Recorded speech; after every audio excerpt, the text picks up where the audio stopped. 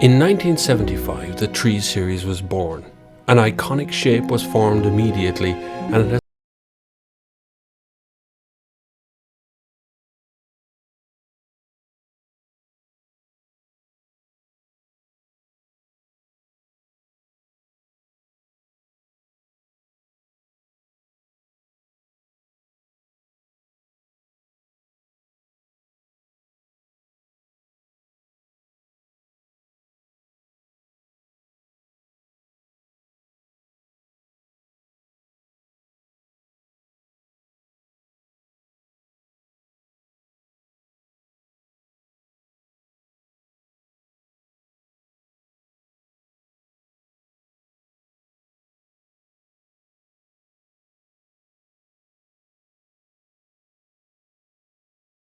Series BMW. This is the 320 diesel. It has an automatic box with 8 speeds in it, as if that isn't enough to have kind of 6-speed manual. And I suppose the pertinent question that people really have, and I told people I was getting a 3 Series this week, and I was asking what they wanted to know about and what they're interested in. And the predominant question was, is it any better than an Audi A4? Well, let's find out. First off, you have to straight away look at differences, okay? So what's different in the car?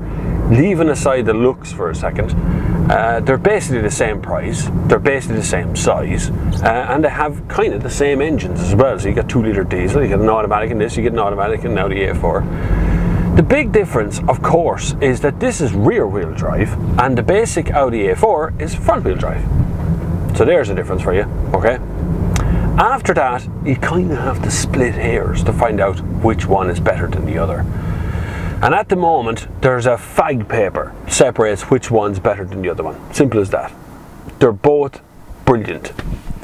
The BMW 3 Series, I'm not sure if BMW have ever got it wrong with a 3 Series. I mean, the looks and the styling and the quality and the fit and finish and stuff, I don't think they've actually ever got it wrong. I think it's always been pretty much spot on in every respect. This one comes with dual zone climate control. It comes with this, Eco Pro and Comfort and Sport modes. This one has an automatic box. This one has the iDrive system.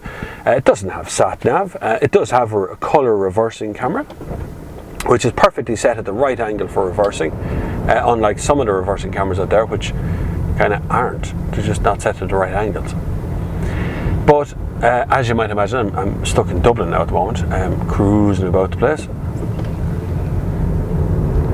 trying to get going through the bloody traffic lights. But I've had this car for a week, and I've done 926 kilometers, and I've enough left to go for another 100. It usually says 139 now, but it would probably go a lot further than that, to be honest with you, because as you're in Eco Pro mode, you see that number starts to rise the further you drive. Driving ability of BMW is second to none, of course.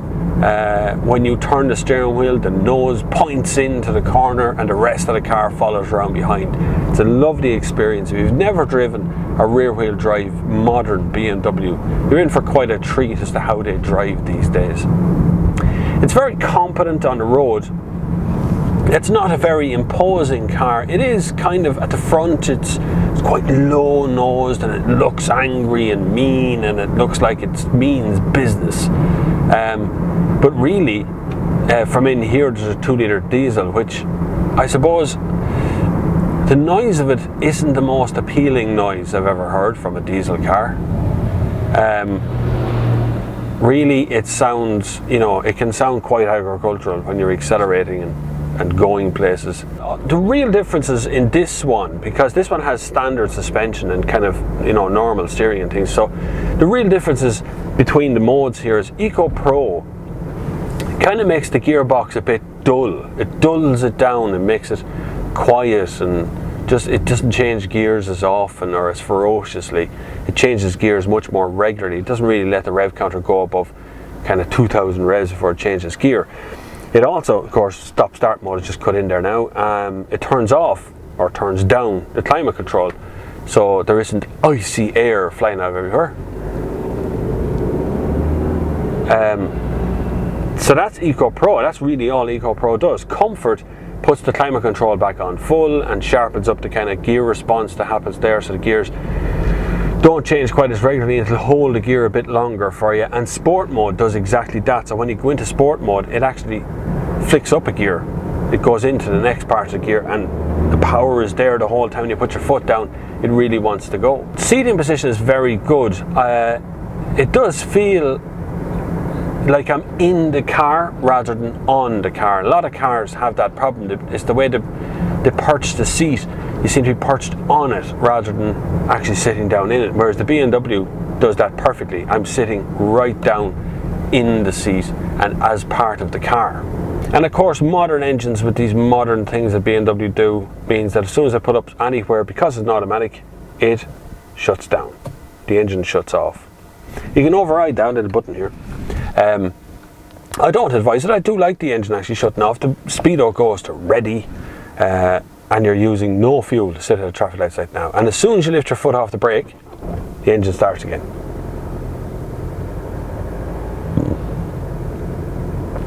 And that's very pleasant. Power is there when you want it. It's on tap, no problem. That was eco mode as well. I'm back in eco mode now. And yet the car will give you the gears. Now it's not as sharp in eco mode. It tends to tame it down a little bit and make it a bit quieter. So when you put your foot down, the engine or the gearbox takes a while to actually switch gears for you. And that's because it wants you in the highest gear it can get at all times. The new 3 Series is available from your dealership right now. There is a massive selection of them, okay? So you'll have to go through like the 316, the 318, the 320, the 325 I think as well. There's loads of them to choose from. This one is very middle of the range. So you have, it's basically just a 320 diesel with an automatic box. That's really, there's not that many options. There's no sat nav or anything in this. Colour reversing cameras there are standard. I think this is the sports steering wheel as well, but there's no real options on this one, and it kind of weighs in about the 40 grand mark. So it's about the same price as an Audi A4. Now, going back to my original question, which one's better? The Audi A4 or the BMW 3 Series? Being honest with you, I couldn't choose. From reviewing this car for you, I couldn't choose. But for myself, with my own cash, with my own money, if I was to slap money down on a table tomorrow on one car or the other, and they were the only 2 choices I had of cars, it'd be the A4. And I'll tell you why.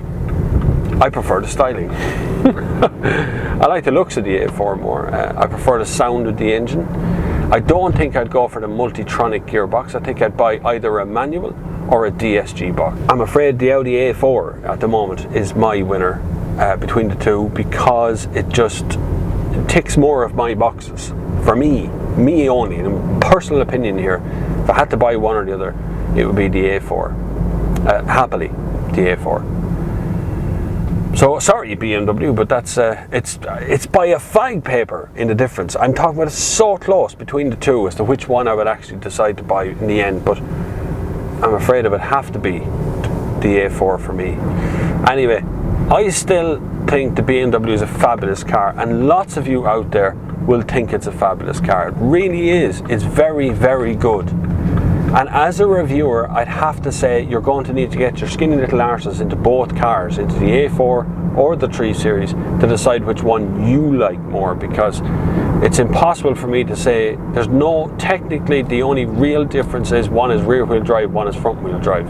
Other than that, pretty much every piece of kit and every piece of everything is almost the same. There's very little differences between the whole lot of them.